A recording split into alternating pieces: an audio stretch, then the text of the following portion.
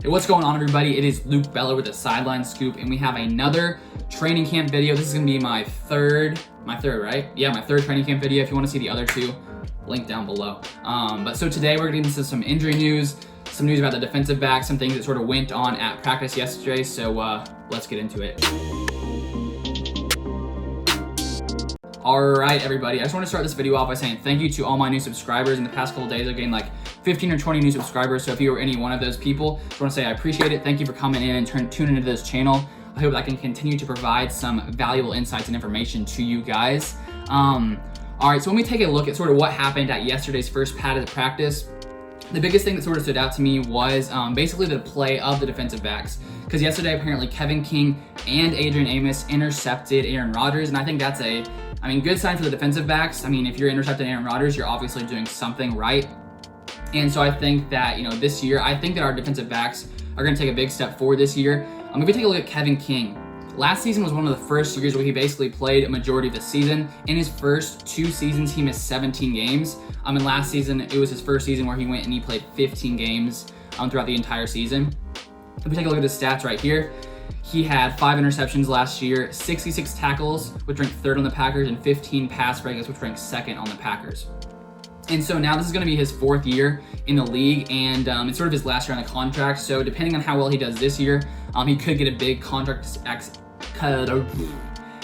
extension after this year. But I think the only question mark for him is, can he stay durable? Because we saw him last year pretty much stay durable most of the season. First 2 seasons, not so much. But if he can stay durable, hopefully he can be a solid asset on this Packers team and really just help this Packers team on the defensive side of the ball. And then we take a look at Adrian Amos as well. He also picked off Rodgers. And so I just think that these defensive backs are pretty solid, and I think they're going to really do well this year. And here we take a look at a quote from Matt LaFleur himself. He says, "We've got a pretty talented defensive back room. There's a lot of competition there, and you look at our starters in particular. I feel as good about that group as any in the NFL." So there you go. The coach said it. The coach believes. Then, I think we're ready to go. Yeah, so that's basically what I want to touch on from the defensive backs. That's some good news. Hopefully Aaron Rodgers doesn't throw those picks in the season, but good for you defensive backs. Way to intercept.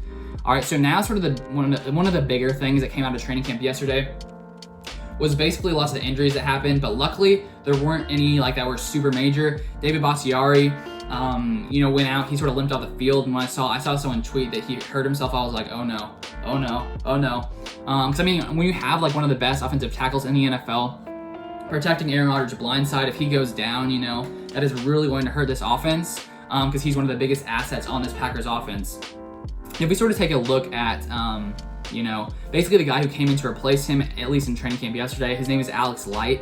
He was an undrafted free agent last season. But apparently right when he came in, he allowed pressure to the 7th round rookie, which isn't very good news. And if we take a look at last year, Alex Light's stats from 2019, he played 97 pass blocking snaps. He allowed 10 pressures. And according to Pro Football Focus, which maybe you guys know it, but they sort of rank how players play, I guess, pretty simple. But he was apparently ranked as one of the worst offensive tackles. And so I just sort of think there's some question marks to the depth we do have behind David Bakhtiari, and it seems right now that he's fine. There hasn't really been much news about exactly what happened to him. It seems like he's fine, so I think he should be good, but sort of raises the question, if he does go down in a season, sort of who do we have to replace him? Will they be good enough to sort of protect Aaron Rodgers' blind side? And of course you can't expect someone to come in and just immediately be as good as David Bakhtiari, an all-pro, one of the best offensive tackles in the league.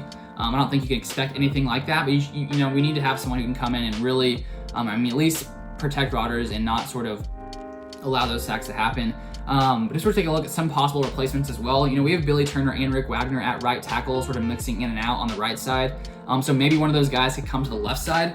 Honestly, I don't really know much about offensive line. I'm not an offensive line expert, so I don't know if it's super hard to get from one side to the other. Maybe some of you guys watching know, and if you want to leave some information down below, feel free. But honestly, I don't know, but maybe that could be a possibility, maybe not. And of course, we also did draft tons of rookie offensive linemen, so maybe one of them could come in. I know John Runyon at Michigan, he played left tackle, so maybe he could come in, but the Packers have said they want to use him as guard, so who really knows? But hopefully David Bakhtiari can stay healthy. He seems to be fine right now. We'll sort of have to wait and see exactly what's going on basically. And then we take a look at Montrevious Adams. Yesterday, it was reported that he was like carted off the field, but then Ian Rappaport came out and said with his tweet right here, Packers DL Montrevious Adams, who cut practice short today, suffered a sprained toe. Source said, something to watch, but it doesn't sound serious. So that's good news that it doesn't sound serious. Toe injuries, I used to be like, who cares, you just hurt your toe. But when I was in high school, I hurt my toe. I could like barely walk, I had turf toe. It sounds wimpy, but man, like your toe is important. It's sort of, on your foot where you walk. So hopefully your toe's fine, Montrevious. We'll be, praying for your toe. And then we have Zadarius Smith also got injured. He seems to be fine as well. There wasn't like much news on these injuries. They didn't really come out and say too much about them, but it doesn't seem to be like super serious. So hopefully he's fine. But I'm guessing in the first few days of training camp, if a guy sort of injures himself a little, they don't want to like, force him back in. There's no need to rush guys in and play a ton right now if they just need to, rest a little bit. So it seems like most of these injuries aren't super serious, which is good news. Like no torn ACLs. Like a few years ago, when Jordy Nelson was just like running and just tore his ACL. That was bad. So no news like that, which is positive news. And so that's basically what I want to touch on from the first padded practice yesterday. If you guys have enjoyed this content, make sure you subscribe to the channel down below and like it as well if you enjoy this content. But I appreciate all you guys for watching, and I'll see you guys on the next video.